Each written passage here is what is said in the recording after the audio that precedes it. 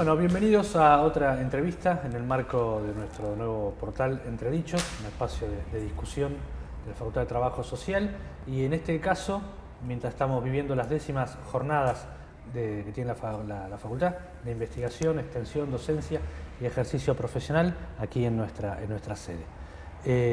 Esta jornada nos permite además recibir la visita de destacados investigadores, docentes, profesionales en el área de ciencias sociales, y ahora vamos a compartir justamente un rato con Diego Tatián. Hola Diego, buen día. Muy bienvenido acá. Muchas a la facultad. Diego, como ustedes saben, es filósofo, es profesor de la Universidad Nacional de Córdoba y hasta hace muy poco fue decano de su facultad de filosofía. Estamos en Argentina atravesando probablemente un nuevo momento político, ¿no? El cambio de gobierno ya en 2015, esta primera elección que atraviesa este nuevo periodo. ¿Cómo ves en términos generales ese cambio? ¿Cómo se vivió también esto particularmente en Córdoba? Sí, es indudablemente un nuevo gobierno político en lo que yo veo que está todo abierto, que es tal la novedad que me parece que el trabajo de interpretación, el trabajo de elevar lo que está pasando a conceptos se hace muy difícil, porque si bien hay elementos que nosotros podríamos reconducir al 55, al 66, al 76, a los 90, parece que es una comodidad reducir lo que está sucediendo, si bien tiene elementos de todos, de los que esos años que acabo de mencionar implican, me parece que tienen cosas nuevas. La primera es que indudablemente hay una derecha que llega por primera vez de manera electoral al gobierno de la Argentina, pero que es una derecha muy específica desde el punto de vista de su composición. Me gusta decir, son los civiles de la dictadura. Los civiles de la dictadura cívico-militar. La parte cívica de la dictadura está gobernando la Argentina por vía electoral. Y cuando digo los mismos, estoy diciendo no en un sentido ideológico, sino en un sentido, este es un gobierno en los que se han visto apellidos como Massot, apellidos como Blaquier, como Martínez de Hoz. Hay grupos de poder como la Sociedad Rural, como la Bolsa de Comercio, que fueron la trama de contención de la dictadura cívico-militar, que hoy tienen un protagonismo indudable. Entonces, yo diría, se trata de una especie de, indudablemente no es una dictadura, es la consecución, la prolongación de la dictadura por otros medios, para un proyecto económico que indudablemente sí es heredero de eso que en ese momento se impuso militarmente, y hoy hay otro tipo de elementos que hay que pensar, ¿no? Bueno, yo creo que esa es la novedad en la Argentina, con una especie de... y en la región, porque esto no es solamente en la Argentina, sino que uno ve como similitudes en algunos países donde no había experiencia de gobiernos populares.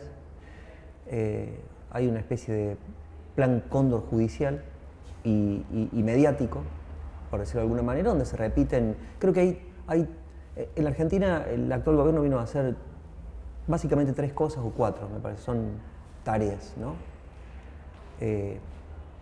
Uno estaría tentado de pensar de que se trata hablando de tarea, de un grupo de tareas gerencial que viene a hacer un trabajo de saqueo inmediato, pero me parece que hay una transformación cultural más profunda que hay en curso.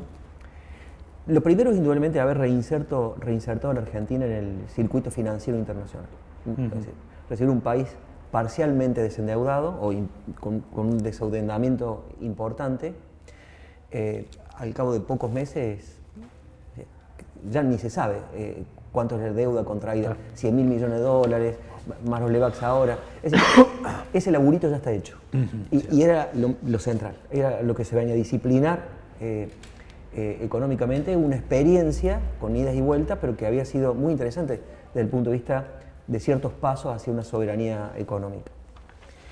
Lo segundo me parece que, insisto, eso es lo más importante y ya está hecho. Lo segundo se está haciendo con mucha eficacia en toda la región, que es mostrar que con un blindaje mediático fabuloso, como probablemente no ha habido nunca antes en la historia, de que el gobierno anterior y en general en la región era una banda de ladrones que se robaron todo.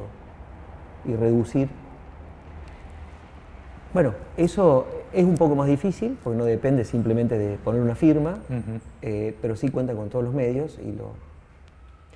Y lo tercero, creo yo, que de alguna manera, hay 4 cosas en realidad. Y lo tercero es instalar una idea de memoria completa. No hacer lo que hizo Menem, que Menem, con una idea de un olvido y mirar hacia adelante, dijo amnistía. Eso no funcionó porque hubo una potencia de toda una política de memoria, verdad y justicia hasta el día de hoy, muy grande, y me parece que hoy lo que se busca hacer no es decir olvidemos, sino completar. Por supuesto, una restitución de la teoría de los 2 demonios, más otras cosas más que tienen implicancias judiciales, tienen implicancias simbólicas, políticas. Eso también es una cosa que está en curso, digamos, se está tanteando cómo hacer prosperar esa perspectiva, pero me parece que eso es importante.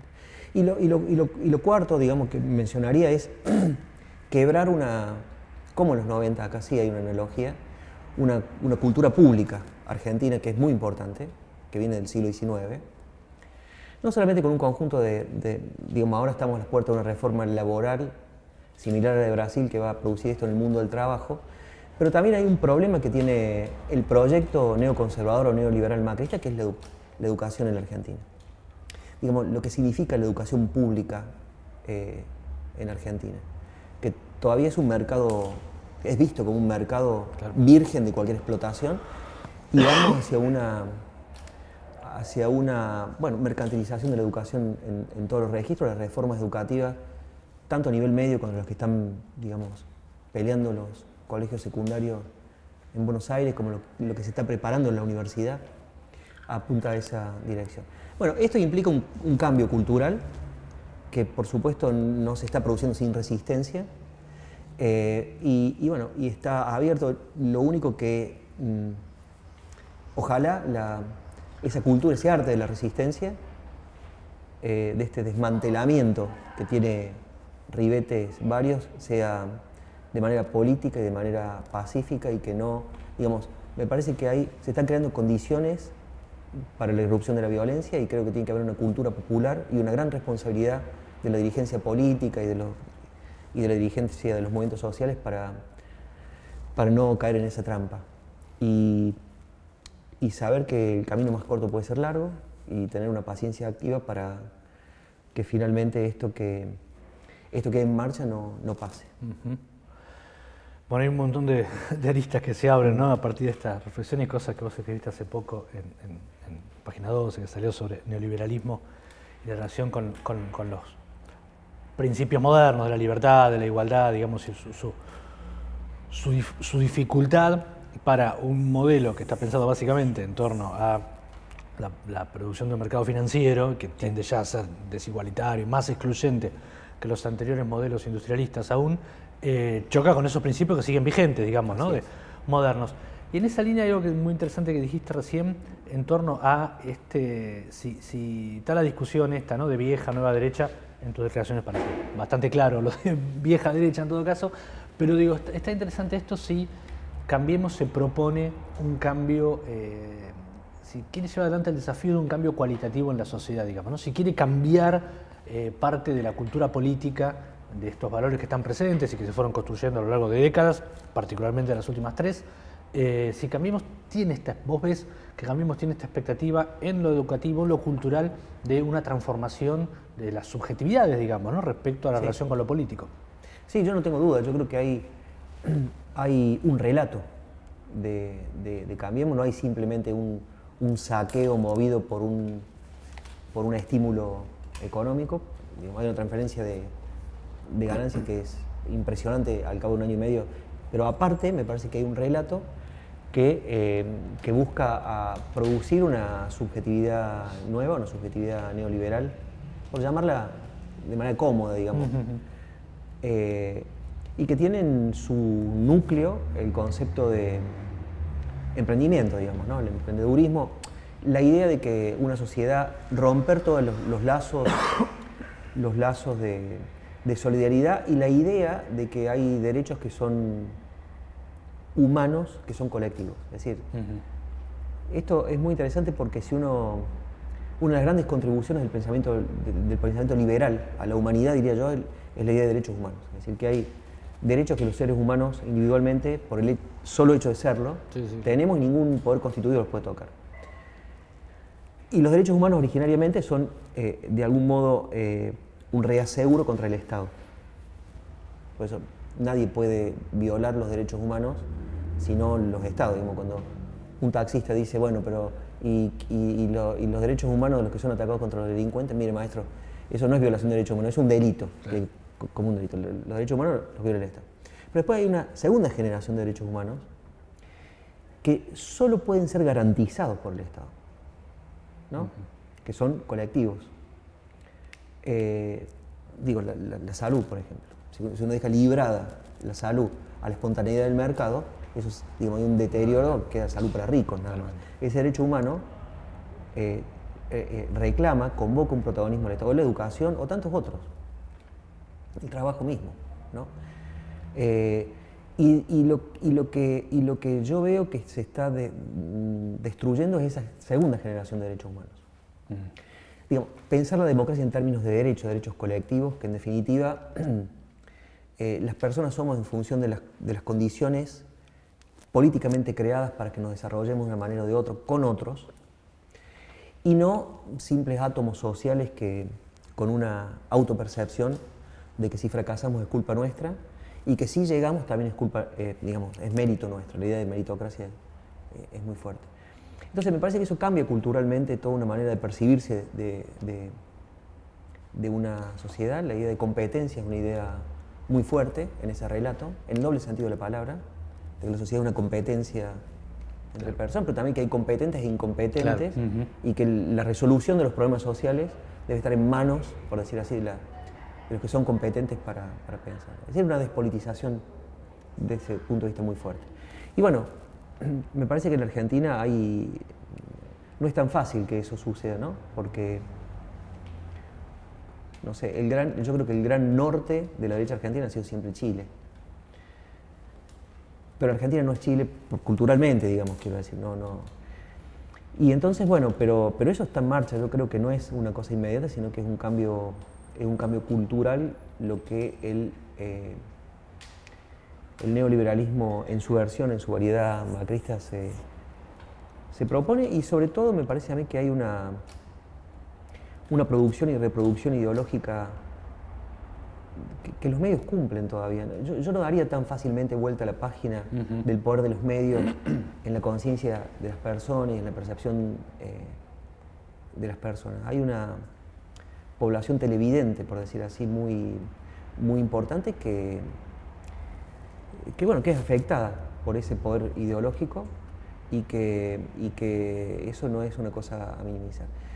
Y por lo demás tiene una cierta eficacia, porque si uno piensa en la historia argentina reciente, son pocos los momentos en que ha habido una concentración de poder tan brutal, que uno la puede hacer, situar el origen en el propio Departamento de Estado norteamericano, Claro. digamos, que tiene un proyecto para Latinoamérica, pero si además una vez que hay un gobierno nacional, el gobierno de la ciudad más importante de la Argentina es Capital Federal, el gobierno de la provincia más importante cuantitativamente de la Argentina, que es Provincia de Buenos Aires, más todo el poder económico, más todo el poder judicial, más todo el poder mediático, sin ningún contra... yo no creo que haya habido algo así antes. Esto es nuevo. Bueno, así estamos. Esa es la... Y te corro a un lugar que no va a dejar de gustarte, al campo de la filosofía, digamos, en el sentido de estos momentos un poco de quiebre, ¿no? En el orden político, a todos los espacios sociales nos generan preguntas distintas, digamos, acá en el campo del trabajo social se generan unas preguntas importantes respecto a qué hace el Estado en torno de la cuestión social. En el campo de la filosofía hubo un énfasis sobre un hecho importante, fuerte en las últimas décadas, que fueron los movimientos sociales en toda la región. Vos has escrito cosas vinculadas al tema de derechos humanos como unos movimientos clave. Esta impronta, esto que está aconteciendo, digamos, en este año y medio, como decías vos, no solo Argentina, Brasil, sí, ¿no? Hay un movimiento importante en la región. ¿Qué preguntas le hace también, o se hace la filosofía en términos generales respecto a lo colectivo, digamos, ¿no? A las percepciones de la pertenencia colectiva, que vos, esto que marcabas recién, ¿no? También, digamos, a las subjetividades? Yo creo que en Latinoamérica lo filosófico es lo político, es decir, hay un contenido filosófico de la política y un contenido, por lo tanto, político de la filosofía. Ese es el libro del mundo, por decir así, sí, en el sentido hegeliano, digamos, se trata de pensar lo real.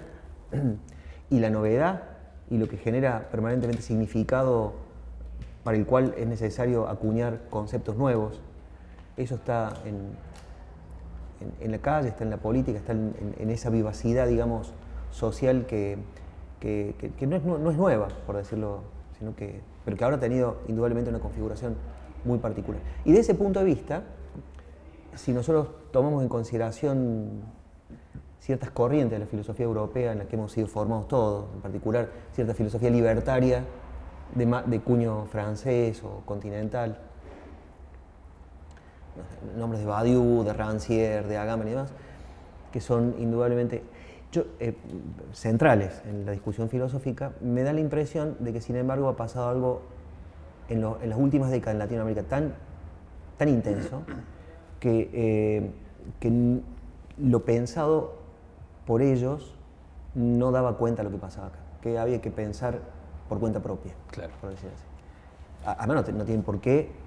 no están obligados. Indudablemente, eso es una tarea nuestra. Pero quiero decir, el hecho de traspolar, de contrabandear pensamientos que son muy interesantes y que sirven en un nivel para pensar lo social, me parece que fue parcialmente desacertado. En otras cosas no, en otras hay una contribución muy fuerte.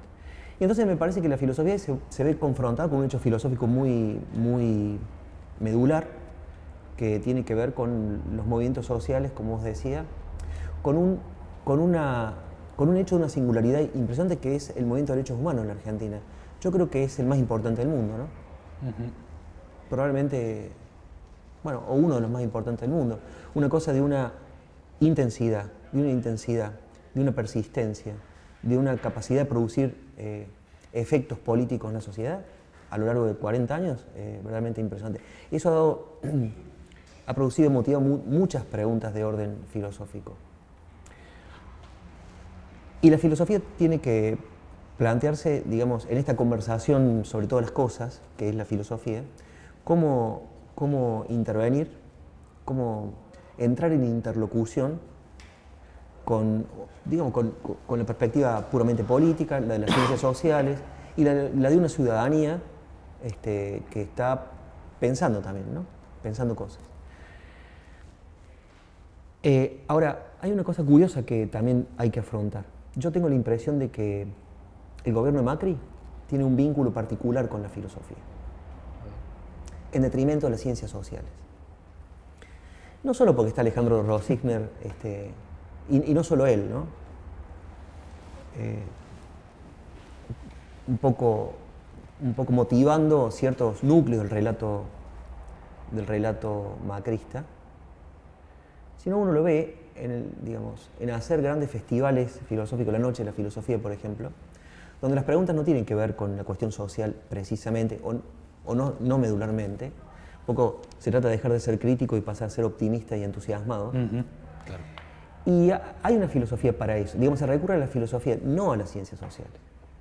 Entonces, yo creo que la filosofía debe pensar esta apropiación de la filosofía por el macrismo, de cierta filosofía por el macrismo, y dar una disputa ahí también. Hay una tarea que hacer. Eso es interesante porque tiene que ver con tu decisión de no participar de la noche, de la fiesta de la filosofía, como se la llamó. Pero hay una pregunta muy interesante, y es esto que yo no había percibido, que es el acercamiento a la filosofía por parte de Cambiemos, del macrismo, más que a las ciencias sociales. Y en esta línea, ¿cuáles son los componentes de una filosofía conservadora? ¿Cuáles son esos componentes que abraza y que uno podría decir, bueno, esto es la filosofía conservadora que da discurso, que construye lenguaje, que construye densidad, digamos, incluso política, a un movimiento político? Y no, yo creo que una filosofía desvinculada, despreocupada, indiferente a una palabra que es compleja, que es la posibilidad de la emancipación de los seres humanos. Una filosofía es conservadora. Hay muchas variantes del conservadurismo. Puede haber un conservadurismo tradicional o tradicionalista, o un conservadurismo nihilista, claro, puramente esteticista, ingenioso, inteligente, que no toma en cuenta, digamos, la vida como se da en sus dolores, en sus sufrimientos, en sus alegrías de las personas que tenemos. Es una pregunta difícil la tuya, pero si tuviera que responderla... Es que me sale por lo que dijiste porque me parece muy interesante lo que dijiste. Si yo tuviera que responderla diría eso. Es una filosofía que ha perdido el interés por la emancipación de las personas. Porque finalmente la filosofía es esa, es la posibilidad de que las personas seamos más libres, es decir, más iguales. Yo creo que la palabra libertad presupone la igualdad. No hay libertad sin igualdad. Hay dominación, hay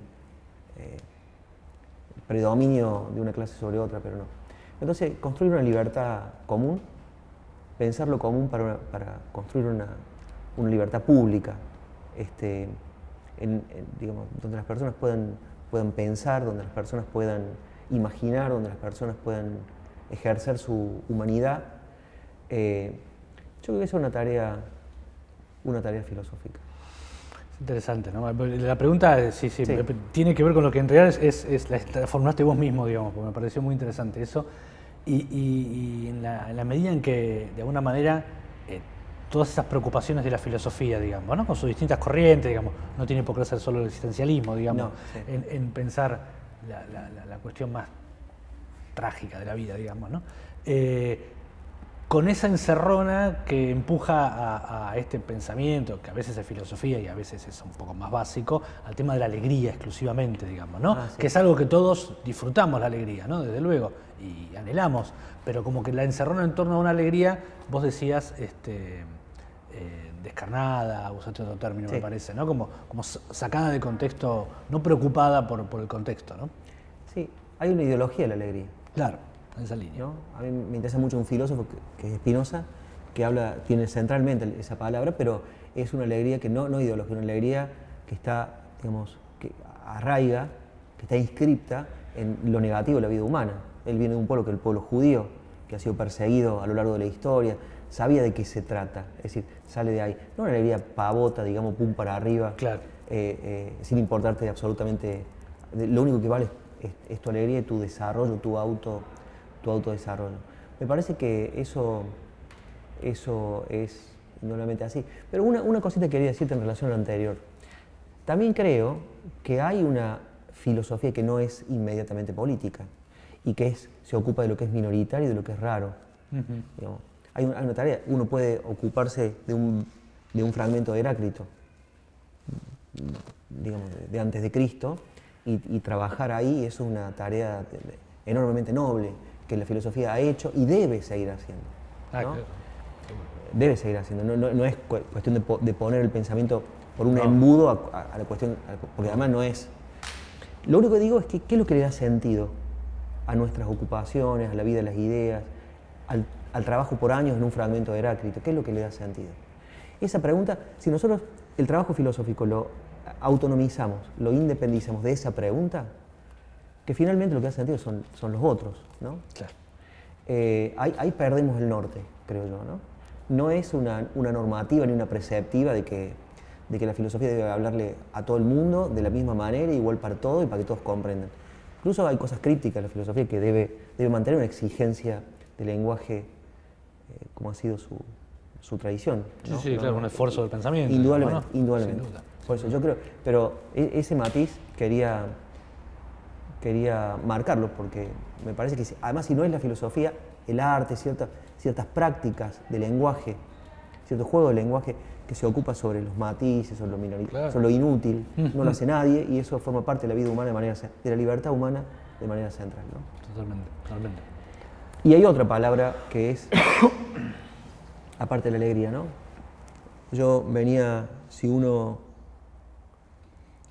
ve, por ejemplo, María Eugenia Vidal, uh-huh, en una elección o en una tribuna, no se cansa de decir cuánto amor, cuánto amor, cuánto amor. Una persona que dice tan obscenamente cuánto amor tantas veces, viene a cortarte la cabeza, según. Es lo que el psicoanálisis se llama denegación, ¿no? Además, digamos, no se trata de amor, se trata de un poco de justicia y un poco de igualdad. Y si a veces hay que pegar un par de gritos para que eso se produzca, hay que hacerlo. Y se puede saquear con amor también. y con una retórica del amor. Claro. Bueno, en definitiva, toda esa despolitización con este tipo de palabras, que son la alegría y el amor, palabras nobles, indudablemente, que si están en otro contexto, tienen otro sentido, forman una retórica siniestra, desde mi punto, porque enmascaran un principio de crueldad, porque lo que está pasando es indudablemente el daño de las vidas de millones de personas. Bueno, hay un dato muy relevante, ¿no? En la práctica, en el lenguaje del gobierno, a mí me parece. Sí. Bueno, yo no me dedico a análisis del discurso, digamos, pero uno lo percibe en esta idea, que es esta cuestión de la simulación y la relación entre lenguaje y prácticas, digamos, sí. ¿No? Se han anunciado medidas que causan cierta polémica en la sociedad, se dice que se va a retroceder, que esa medida no se va a aplicar, y sin embargo la medida se sigue aplicando, digamos, sí. ¿No? Y no hay un temor.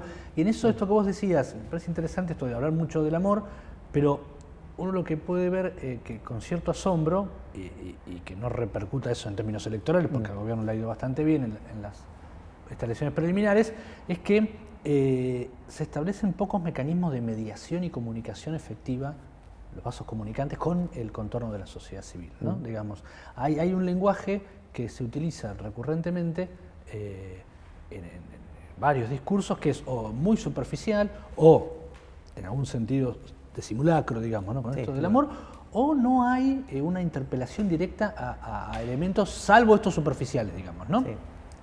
A esas subjetividades que están ahí. Eso me llama la atención que le funcione, eso no que lo haga, ¿no? Sino que en cierta medida, por lo menos hasta ahora, esté funcionando. Sí. A mí me parece que hay una cosa, indudablemente una tarea, un trabajo crítico, responsable respecto de lo que está pasando, que a la pregunta medular de frente a qué estamos, debe partir por no subestimar. No, claro, ¿no? Justamente. No son un grupo de taraditos, hay gente que sabe lo que viene a hacer, y si no sabe cómo hacerlo, sí tiene mucha gente que le dice cómo hay que hacerlo. Mucha gente incluso fuera del país. No subestima.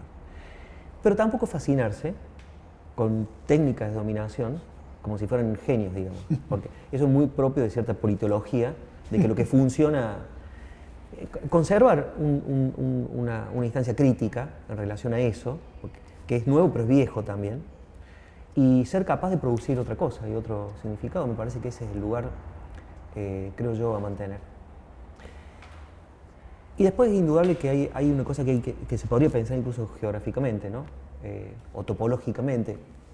Yo vine caminando acá a la Facultad de Trabajo Social, yo no sé, este es un barrio que me parece que puede ser particular, pero todas las pintadas son Ni Una Menos, Milagro Sala, Santiago Maldonado, pintadas críticas.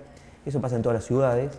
Podemos decir, o como suele decirse en el campo, por la calle es nuestra. Indudablemente eso es así, salvo en la autopista de Buenos Aires a La Plata, donde los carteles pagos oficiales, son Cambiemos, y esa es la manera de campaña política, publicidad política, pero en la calle estrictamente, tanto sea por las movilizaciones que han sido muy importantes, nunca ha habido un inicio de gobierno con tanta movilización popular y con tanta resistencia popular en la historia argentina, ¿no? O sea, la gente ha estado en la calle. El macrismo no tiene calle, pero sin embargo hay que ver lo que pasa dentro de los muros. El extramuro muestra una cosa que muchas veces no es suficiente, porque indudablemente después de las elecciones. Y lo que pasa dentro de los muros, yo, digamos, a lo mejor de manera anacrónica lo atribuyo muchísimo a la televisión. Es decir, hay una producción de subjetividad por insistencia, por una especie de repetición obsesiva, obscena también, de algunas cosas que produce mucha conciencia y mucha subjetividad. Entonces, bueno, lo que ese adentro y ese afuera me parece que es importante, no es una cosa fija, indudablemente hay permeaciones, las cosas se van reconfigurando, pero con una cierta lentitud, creo, ¿no? Pero hay una estrategia de colonización de la sensibilidad política que está parcialmente funcionando, diría.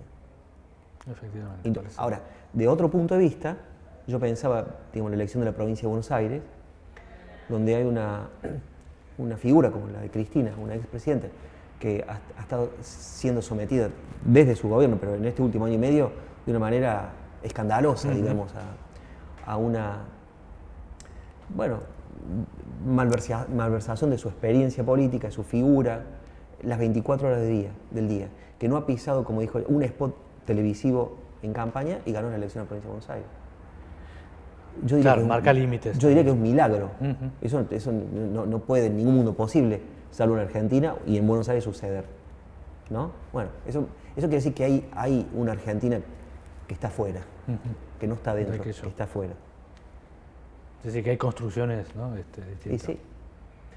Y bueno, ¿y a dónde va esto? Es una cosa, como digo, indeterminada, abierta.